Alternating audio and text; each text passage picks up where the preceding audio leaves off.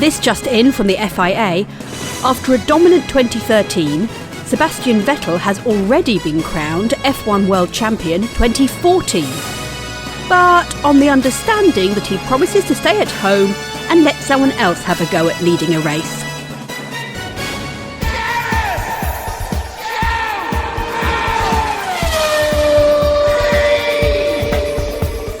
Hello and welcome to Gareth Jones on Speed. I'm the one called Gareth, he's the one called Zog. Hello. And this is the one called Richard. Hello. And if you want to get involved in Gareth Jones on Speed, can I recommend that you visit the Facebook fan site, as indeed Mike Stoner did a couple of weeks ago. Mike suggested an idea for a topic of conversation on this programme, and you can't fault it. He asked, what is the default colour for most car makes? Okay, we'll do the obvious ones first. Well, no, hang on. I think what he actually said was, you're right, there's a good two-pronged thing here. Yeah. What he actually said was the essential colour. Essential colour. What colour Okay. should a car be? Yeah. His suggestion was, for example, that Hondas should all be white.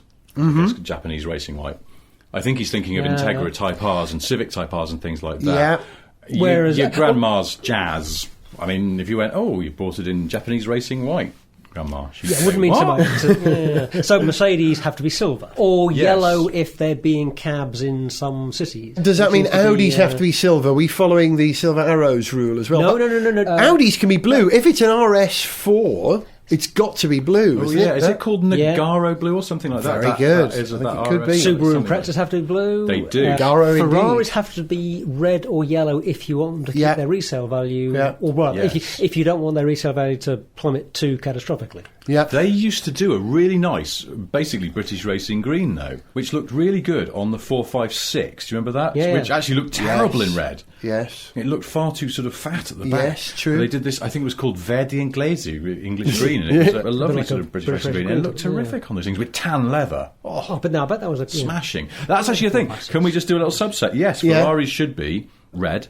rosso corso, or yellow. What's the yellow called? The Ferrari giallo fly. Very good. Which is, I just think that's poetry in a car name. Absolutely. And, But you're saying that the red but it car does has to depend- have black Well, it leather, depends on the but- model. That's the thing. It depends on the model. In yeah. terms of the colour, like you say, some models don't suit the red or the yellow so well. I think four-seat Ferraris Yeah, should never have be red. to be something else. Yes, Yeah. Okay. agreed. Yeah, that's correct. Very good. Can I just go back to something you said about Mercs, though? You know, you Well, said hang about on, taxis being with the yellow. possible exception of the FF, actually. Oh, what should an FF be? It works in red.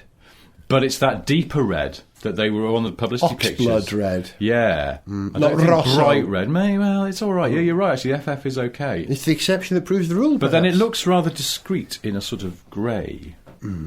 Grigio, as they Is there such a I thing remember as a seeing a discreet Ferrari? 355 a long time ago, and it was like a charcoal grey that just suited it beautifully. I think it was actually the best colour I saw. What colour would you not have a Ferrari in then? Pink? Wouldn't have any car in pink, apart from a Cadillac from I was 1957. going to say, yeah, definitely Yeah. Cadillac or a particular 917.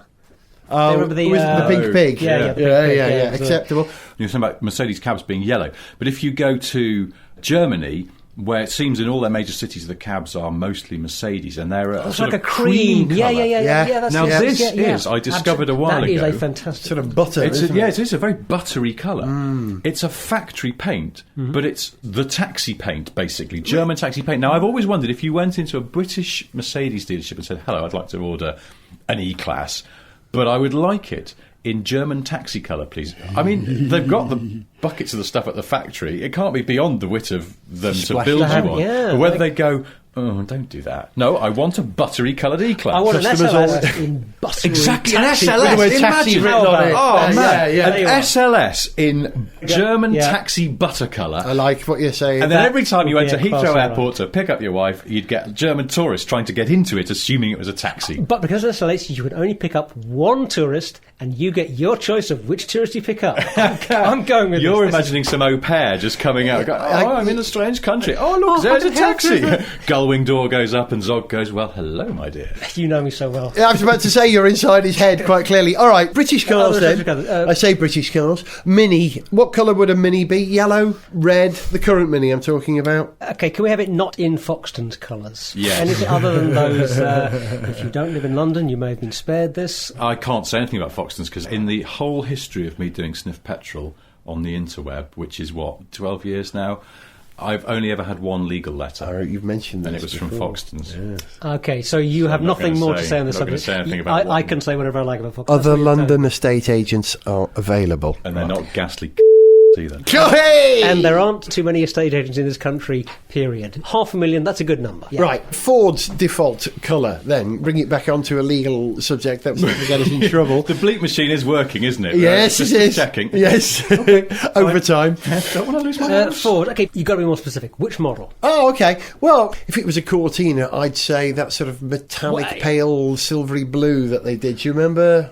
Yes. Now, I was thinking that there was a colour that used to be around in, I suppose, the 80s and into the 90s, which I think was called Moonstone. Oh, that's almost grey. Cosworth. Yeah. The sapphire Cosworth always looked rather good in, I think it was Moonstone, which is a grey-blue metallic. However, very little blue in it. 3-door Sierra Cosworth should always be white. Damns the rules. My mate Andy Ruffle used to have an XR4 TI, is that what it was called? The Belgian biplane? And that was white. Just an XR4i. It was XR4i. It was a TI in America, strangely. The Mercure XR4 TI. Exactly, yeah. That's right. Yeah. The Hindustan Ambassador. Now, I can't think what range of colours it is actually available in. That doesn't suit anything bright, anything metallic, brown. Anything. Yeah, it's got to be a fairly muted Black. sort of black. Well, it's a brown, 50s design, grey. isn't it? Everything in the 50s was in black and white. But the important addition to that is that during the 50s, brighter colours came in, and one of the reasons that we associate, for example, pink with your mid-50s Cadillacs is that they started producing a lot of them in pink because the pink paint became available. Yeah. I believe that is And the case. similarly, Tell us if we're wrong. Similarly, there was a period in car history where green-coloured cars all but vanished because most green paint was lead-based in the past. And when people worked out that the green could be achieved using something else other than lead, green was brought back in. And that wasn't that long ago. Well, hang on, wasn't this also true of red? That red relied quite heavily on lead, and when they went to water-based paint, the red faded terribly. And you see a lot of Golfs from the 80s, and I'm trying to think who else. It was red Vauxhalls, Cavaliers, basically went pink. Because the paint just faded out terribly because it was water-based all of a sudden, and it just didn't hold. I reckon those Vauxhalls were simply homing. They were going to the default GM colour, which is pink for General Motors Chevrolets of the 1960s, and these Vauxhalls were trying to be Chevrolets in their heart. Maybe not, it was just the Couldn't thought. quite make it. No. There's something that never really sticks unless you are talking about a Ferrari, and that's yellow. And it just reminded me, because talking about Fords, the original Mondeo, when it was launched, was available in this very acidic yellow, which I think was called Citronella or something. And it lasted for about 6 months, and they just went, no one's buying this, delete it. Rover 75, same thing happened when that came think out. you'll find that was Primrose yellow. I'd have a Corvette in yellow, but that's because I've seen them. That's racing right, Corvette in yellow. 'cause that's a racing colour, That's true. That yellow Ford colour, I believe the Millennium Edition of the Ford car and the Mondeo You're are all right. available in that Millennium yellow Yes. colour. But that was a much more sort of sunflowery, rich yellow. I think the original Mondeo launch yellow was really tart. Sort Vivid. Yeah, almost going into the end of the green spectrum. Key lime. Key sort of. lime, Yeah, exactly, going and that it way. didn't sell. And Rover 75, when that came out, you could get a yellow on that, very oldie-worldy, national trusty primrose yellow it was called. Again, lasted about 6 months because nobody bought it. Yellow cars are almost always on a hiding to nothing, except for the Fiat Cinquecento Sporting. Which works It's always in yellow, basically. Yeah, that's true. Yeah. I remember seeing a 968 Club Sport in yellow, and I thought that was beautiful. Yeah, that would work. But then I always imagine that stripped-out cars like those Club Sports should be white, because in my mind somehow white is lighter. It's not. No. Can I bring this to a head and just leave you with this one thought? A Ford Capri GT XLR, the 3000 GT XLR, in orange. With a black bonnet. Yes, sir. Yes! Oh, like it.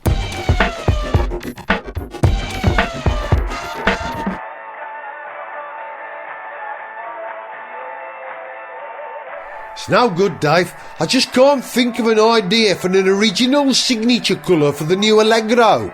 And the launch is in less than a week. Me neither, Barry. It's a blimmin' disaster. We can't just announce an unpainted car. It'll be a laughing stock. What are we going to do? I don't know, mate. You keep thinking. I'm just nipping off to the lab for a massive poo. Right. Wait, hang on a moment. What did you just say? I said, yo, just keep thinking about the signature colour for the Allegro. I'm nipping off to the lavvy. No, the last bit. A massive poo? You know what, mate? You just given me an idea. Sniff Petrol with Gareth Jones on speed! If you listen to this podcast even once before now, you'll realise that we often get things wrong, don't we? We're not afraid to admit that we make mistakes. You know, it happens in the heat of broadcasting. Never knowingly over-research. Yeah, that's right, yeah. The other thing that we do in this programme is every summer I go away in the Gareth Jones on Speed summer holiday vehicle, and I get an appropriate vehicle for that.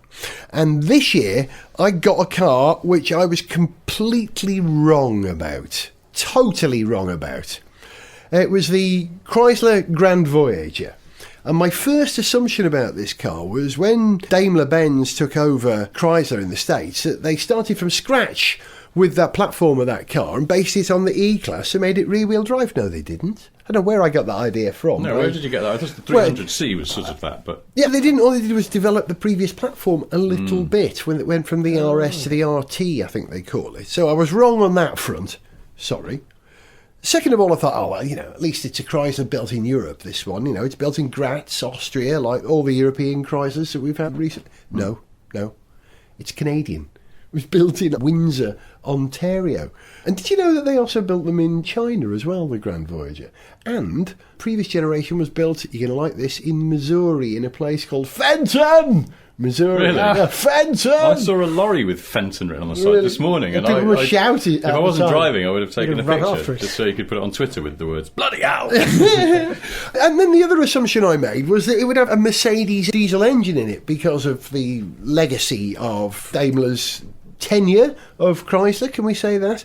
And no, it was a VM Motori engine from Italy. Chrysler have long liked VM Motori, haven't they? I think Merc have long taken their toys away. Well, they've bought them now, I believe. The Alfa Romeo wing that owns Chrysler has bought VM Motori now as well. So it's all Have they? pretty much in-house. But it was never a great engine. Do you remember the one that they used to have in the Range Rover, the Italian VM Oh, engine? if it's the same family of engines, it's absolutely dreadful, yeah. Do you remember I came up to your house in it and you said, how is it? And I went, well, it's a bit crude, you know. The engine rattles and makes a bit of noise at low speed and I'm not that impressed. But I was wrong. Because fair play to that engine, it is actually pretty thrifty. I got over 30 miles to the gallon out of it. The Chrysler Grand Voyager That's is not bad for a thing of that size. big car. Even bigger than that fantastic Nissan Elgrand. It's even longer than that, which is pretty long. Not as tall. So I was wrong about that. I was wrong about the chassis. I was wrong about it not being rear-wheel drive. I also thought that it wasn't a particularly cool car. I chose it on function. And I was wrong about that because I went to pick up my mate's son. I was taking number one son and his mate all the way down to Surrey for a journey. And as I pulled up outside, he went, oh, and this lad is a big Top Gear fan. He likes his cars. He went, oh. The two aren't necessarily linked. He went, oh, Chrysler Grand Voyager, cool, like they have in The Apprentice. Really? Okay, And I was genuinely Cool, taken is it? aback at that. Really? Did he spend the whole journey in the back talking utter twaddle about business? Gave you 128%. Oh, it's always an improbable percentage. 8 billion %. A big fat knot on his 101,000%. tie. I'm not 100% convinced by the kids' argument here, but you know, it's, But it did have some stuff that started to save the car. It's got two drop-down TV screens. You know, one that drops down for the second row of seats and one for the third row of seats as well, which drops down, which are motor powered. That whole rear folding of the third row of seats, press a button, it happens. Takes a very long time, but it happens. And you can split it as well. You can do the single seat and the two seat. So it's very practical in that respect. But the thing I like best about this car is something that they have, I believe, on the Citroën Picasso as well. Have you ever had a really good look at a Picasso? I try not to. not really closely. Well, the interior is very good. It's got underfloor storage. I thought you were going to say underfloor heating. Yeah, it's got a Posh basement. kitchen, Like what the Romans did. Yeah, it had a basement, this car. Yeah, the Chrysler Grand Voyager, like the Picasso, has got... Sorry, I just realised... No, I had a mental I've- flashback to a Steve McQueen movie, but No, I just realised that I've lived in North London for too long because when we said underfloor heating, you thought of the Romans, I thought of a nice kitchen. Must stop shopping at Waitrose. As you know, we picked this car up for camping. camping, and the most important thing about a camping car is volume. It has to be able to accommodate almost everything, if not everything. There's always stuff you leave behind or you put a top box on. This car, because it had this underfloor storage, and it wasn't just half-arsed, though you might get a spade in there or, one collapsible pillow or something. In the underfloor storage, I had not one, not two, not three, but 4 camping chairs, all the fishing equipment, all the sports equipment.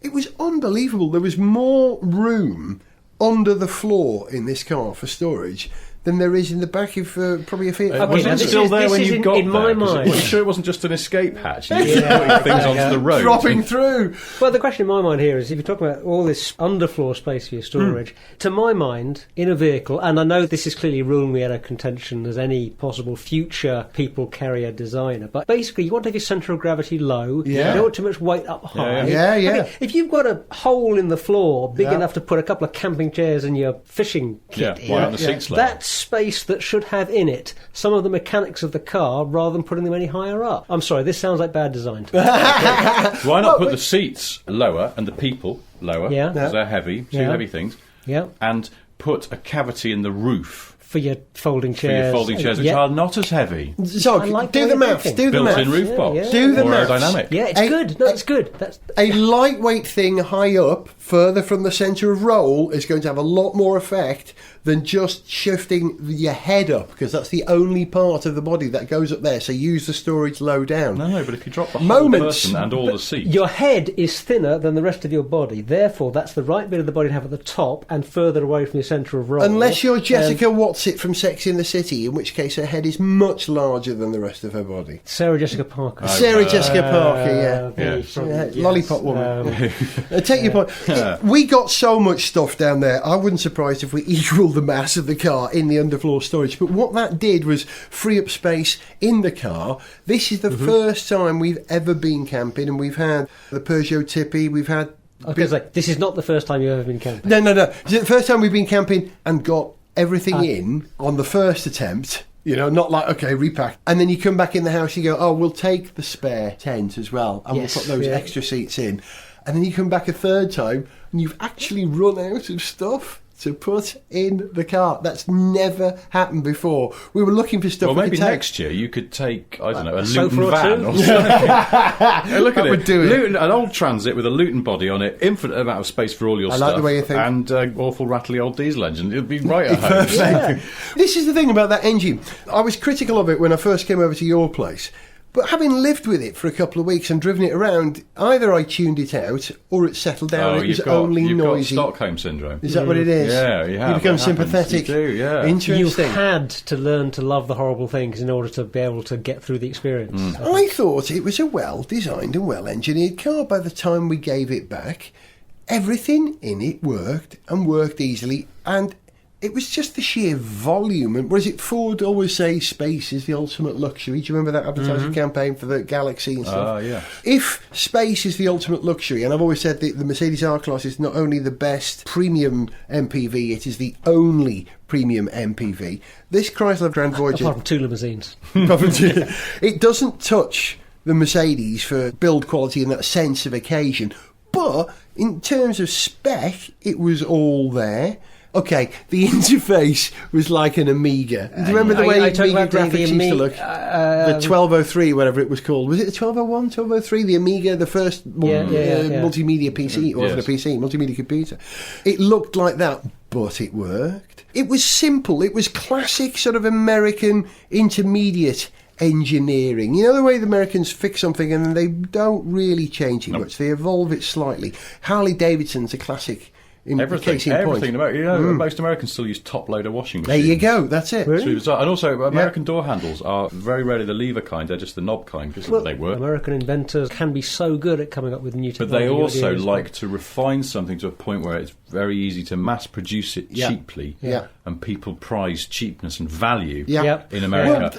I think, extremely highly. Yep. And so rather than put the price up by investing more in R&D, they get to a point where something works perfectly okay. Keep it going. And just keep it going. Yeah. I was thinking about this only this evening. I drove over here in my old Jeep Cherokee, and in many ways similar it's sort of ruddy awful. But engineering. by God, it's got smooth gear changes on the auto box, because The same gearbox box. works on the same principle as it has done for many, many decades. Yeah, When that it's car been- was built in the late 90s, they'd got it down to a fine art. I mean, for a late 90s car, it changes gear like a Lexus, and only Lexuses change gear like that in the late 90s. It really is. It's incredibly smooth, and you just think, and much of it is incredibly crude and rough, and yet somehow the gearbox, refined. Simple, but does it well. Yeah. And I would say exactly the same with that Chrysler Grand Voyager. It may not have the charisma of a Mercedes R-Class, it may not have the charisma of a Land Rover Discovery, but on simple practicality, the fact that it actually really works very well, it won me over. A much better car than I thought it was going to be. Not a great car in terms of if you love cars,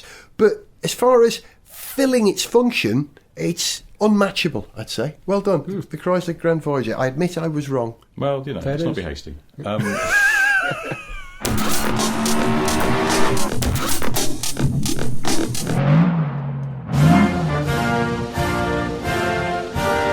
Mr. Secretary of the Treasury, sir. Ah, Jim. I'm glad you're here. I was just about to hang out this laundry. In the Treasury Department, sir? That's right. Just give me a moment to reach these darn socks at the bottom of the washing machine. Oh, gosh darn it.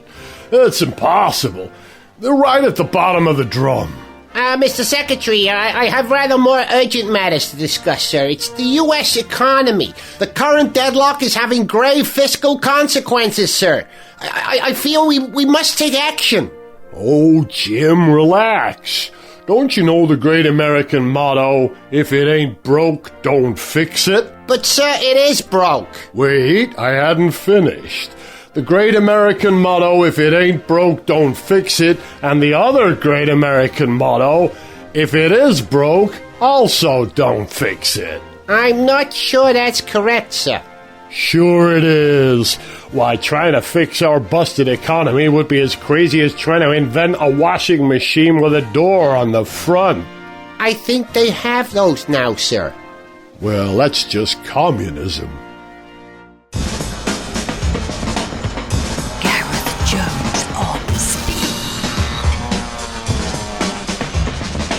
I have a strong sense that I'm about to be overshadowed. My couple of weeks or 3 weeks in a Chrysler Grand Voyager is going to be trumped by the list of 200 cars that Richard's probably driven in the last few weeks. You wanted to mention some of them, didn't you? I looked at my diary and I realised that I'd been driving quite a lot of cars recently, and I sort of hadn't mentioned them on the show or written about them because I've been a bit busy and or lazy. Yeah, loads of stuff. Things you already read about if you read the car mags and stuff like that. Ford Fiesta ST, which is as good as they say. Brilliant fun.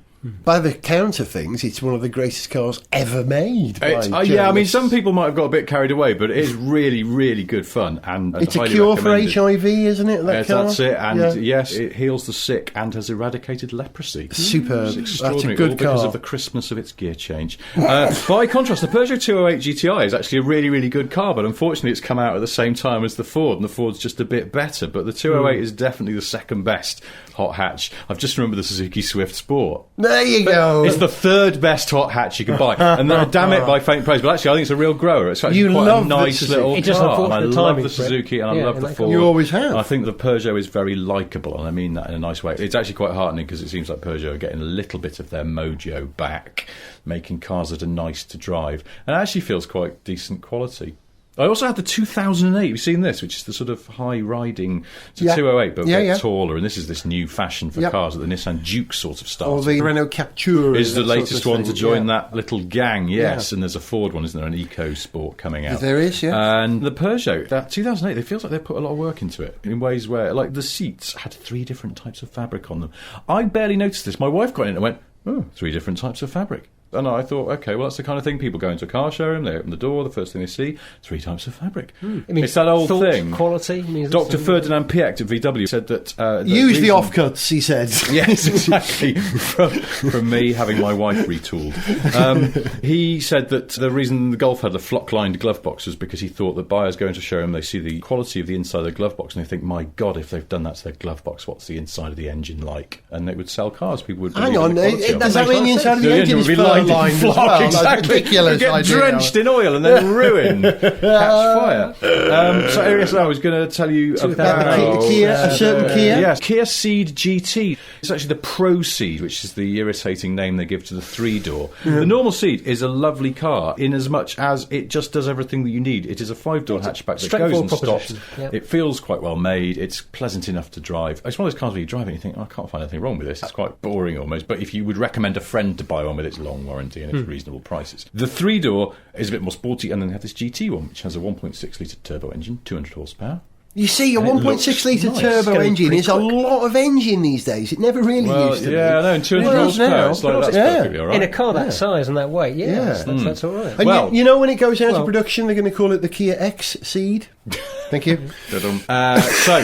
Yeah, 3-door, sportified, big alloys and body kit and stripy things and bits and pieces. And one of my neighbours was so intrigued by this car, he came out of his house to ask me about it. About a Kia? I know. That's that's the thing. And we had this very conversation where he went, Kia, I wouldn't believe I'd have been interested in a Kia. And I was like, no, and I give it 10 years, you'll be going, VW who? Because they are. And they're on a march now. The very word, yeah. And this brings me to something which I think where they have maybe benchmarked the Ceed GT against the Golf GTI. It is not a leery, raucous, constantly on the go kind of car, in the way that, for example, the Fiesta ST is and the Focus ST is to some degree, where they have that sort of like always on feeling, and you can still drive them normally, but they have that feeling that barely They're quite contained eager. energy. Yes. Yeah. And the Golf GTI is a bit more sedate, and this is the model that Kia seem to have followed. But because the car looks much more racy to my eyes than a Golf GTI, it's a bit disappointing. And when you really give it some, it does come alive a bit. But actually, also 200 horsepower in a Golf-sized car. The Golf GTI now has 220 or 230 horsepower if you get the performance pack.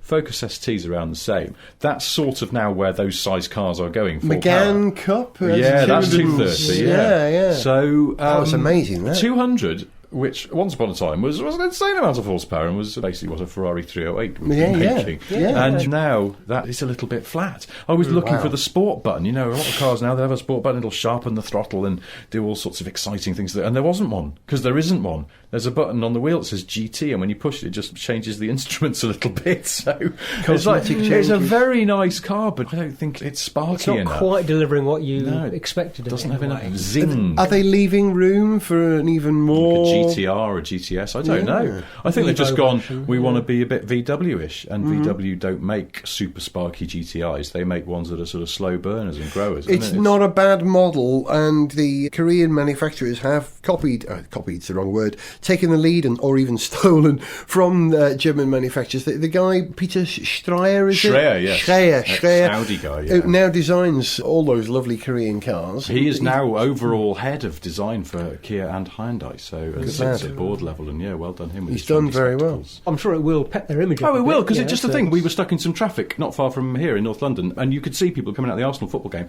were double taking and pointing, and a little kid At a took a Kia. picture of it at a Kia. That's great, isn't There it? you go. So Peter Schreier can sit in his office with his trendy glasses and his big watch and his polo neck and say, Put his I've feet up done and a say- good job. Yeah. Very quickly, I was going to talk about two more cars. That BMW M6 Grand Coupe, which you mentioned ride in in, an yeah. earlier Yep. podcast when you were at the Salon Preview. Very sensible, I thought. Yeah, well, and then until you start fiddling with all the settings, and then it goes utterly bananas if you want it to. Yeah, That was yeah, a that's- terrific car. There's only one problem. It's basically £100,000 car, and that's just too much. I suspect if anyone buys one, it will depreciate like crazy, and when they're 12 quid, I would have one like a shot, so I thought it was absolutely marvellous. Just look at wouldn't it. pay the Well, price for it. Beautiful car, Yeah. beautiful car. And that was another one where people kept commenting on it. I was up north in it, and one of my dad's neighbours came out of his house to say hello, but really I think he just wanted to slide look at the car. That was good. Beautiful thing, and hellish quick as well. for a big Can thing. you imagine how beautiful that would be if it was a shooting brake, though? Can you imagine an M6 Grand Coupe shooting brake? Sorry, I went Quick, off on to that. the Photoshop. Is there anything that doesn't suit being turned into a shooting brake? A Yeah, motocross bike Yeah. as a Okay. I shooting heard brake. Gareth once proposing that a Lynx Aventa was turned into a coupe and then back into a shooting brake just so he could have the Just so pleasure he of could- imagining it being shooting brakeized. Finally, the car that surprised me the most. You know, you were saying that Grand Voyager surprised you. Yeah, it really and did. I was very surprised in recent weeks by the Audi SQ5.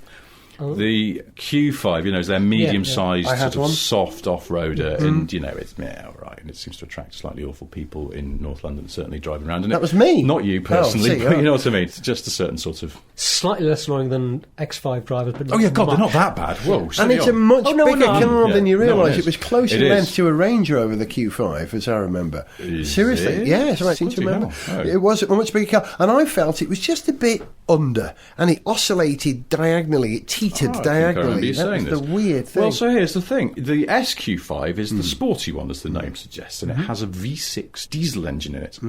And you look at the stats and you go, oh, it's quite grunty, and it's actually really, really good. But it's not particularly sporty. However, in this case, unlike the Kia, this is a good thing, because it has a nice ride. It goes like stink when you want it to, but in a very sort of surging, kind of pleasant way. Torque is one of the greatest luxuries you can have in a car, because it makes it effortless and relaxing to drive. You don't have to worry about an overtaking move or anything like that. It just happens. And it was a very comfy car, and the chassis feels really pinned down. Contrary to what you experience Yeah, with yeah. the normal one, it feels like they've actually sorted it out. And Right. it That's feels what it absolutely took, rock maybe. solid on the road. You can chuck it around corners, but it doesn't break your back over bumps, unlike many sporty Audis. And also, it has a button you can press where it synthesises a sound which makes the engine sound preposterous.